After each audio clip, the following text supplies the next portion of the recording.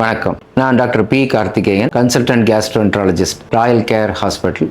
Ulcer நோய் காமனாக மக்கள் சொல்கிறது, அதை பற்றி இன்னைக்கு கொஞ்சம் இன்ஃபர்மேஷன் கொடுக்கலான்னு இருக்கேன்.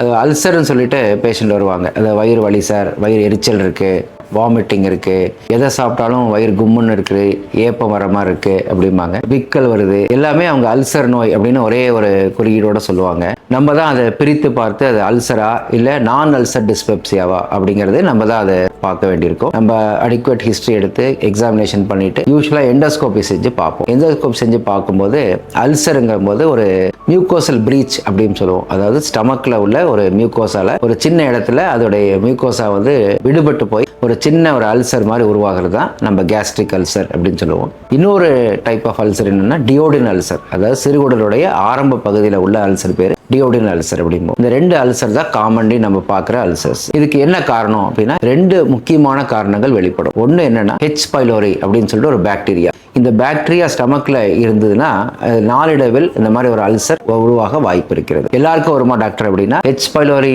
உடைய இன்சிடென்ஸ் 30%. நார்மல் நம்ம பாப்புலேஷன் எடுத்து பார்த்தா 10-30% மக்களுக்கு ஹெச் பைலோரி கிருமி உள்ள இருக்கும். எல்லாருக்கும் அல்சர் வந்துடுறது இல்லை. அதுக்கு சில ஜெனட்டிக் ரீசன் இருக்கலாம், என்விரான்மெண்டல் ரீசன் இருக்கலாம், ஃபுட் ப்ராடக்ட்ஸ் ரீசன் இருக்கலாம். இதெல்லாம் சேர்ந்து சில பேருக்கு அல்சர் நோயாக உண்டாகும். இந்த அல்சர்னால என்ன ப்ராப்ளம் சார்? வலிக்கும் அவ்வளோதானே அப்படின்னு கேட்டால் வலி மட்டும் இல்லை. வலி ஒரு ஆரம்ப ஸ்டேஜில் உள்ள ஒரு குறியீடு, சிம்டம்ஸ் வரும். பட் வலியை தவிர இந்த அல்சர் என்ன ஆகும்னா சம்டைம்ஸ் ப்ளீடிங் காஸ் பண்ணும். சிவியர் ப்ளீடிங்கே வரும். நமக்கு தெரியாது, திடீர்னு ஹீமோகுளோபின் குறைஞ்சி போய் 3-4 இந்த மாதிரி ஹீமோகுளோபினோட வருவாங்க நிறைய பேர் நான் பார்க்குறோம். இன்னொன்று என்னன்னா இந்த ஸ்டமக் வாலை பெனிட்ரேட் பண்ணி ஓட்டை விழுந்துரும். அது பேர் பெர்ஃபரேஷன் அப்படின்னு சொல்லுவாங்க. இது சர்ஜிக்கல் எமர்ஜென்சி. இமீடியட்டாக சர்ஜிக்கல் பண்ணி அந்த ஓட்டையை நம்ம க்ளோஸ் பண்ண வேண்டியிருக்கும். இல்லைனா அதில் இன்ஃபெக்ஷன் ஆகி உயிருக்கு ஆபத்தாயிரும். ஸோ இது ரெண்டும் ஒரு ரொம்ப இம்பார்ட்டன்ட் காம்ப்ளிகேஷன். ப்ளீடிங் ஒன்று, பெர்ஃபரேஷன் ஒன்று. ஸோ ஒரு காரணம் ஹெச் பைலோரிங்கிற பாக்டீரியா. இன்னொரு காரணம் என்ன டாக்டர் அப்படின்னு கேட்டிங்கன்னா இன்னொரு காரணம் வலி நிவாரண மாத்திரைகள் சாப்பிட்றதுனால உண்டான அல்சர்ஸ். இந்த ரெண்டுமே ஆல்மோஸ்ட் ஒரே மாதிரி தான் இருக்கும். ஆனால் டிஃப்ரென்ஷியேட் பண்ணோம் எப்படின்னா நம்ம எண்டோஸ்கோப் செய்யும் போது அதில் ஒரு டெஸ்ட் பண்ணி பார்ப்போம், ஹெச் பைலோரி இருக்கான்னு பார்க்கறது. அந்த ஹெச் பைலோரி கிருமி பாசிட்டிவாக இருந்ததுன்னா அது ஹெச் பைலோரினால உருவான அல்சர்ஸ், இல்லைன்னா அதர் காரணங்களால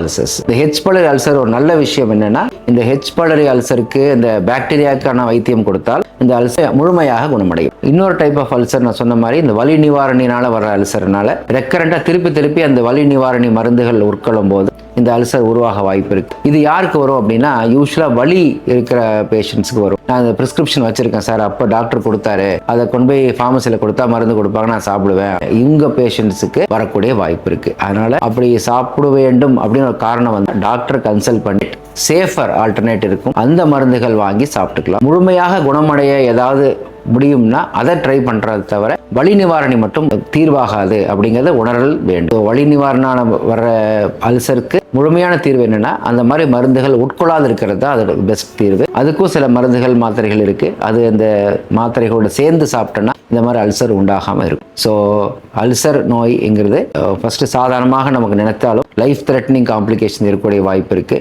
அதனால இதை பற்றி முழுமையாக புரிந்து அதுக்கான அடிக்குவேட்டான வழிமுறைகள் எடுக்கக்கூடிய வாய்ப்பு நமக்கு இருக்கிறது. ஸோ அனைவரும் பயன்படுத்திக் கொள்ள வேண்டுகிறேன். தேங்க்யூ.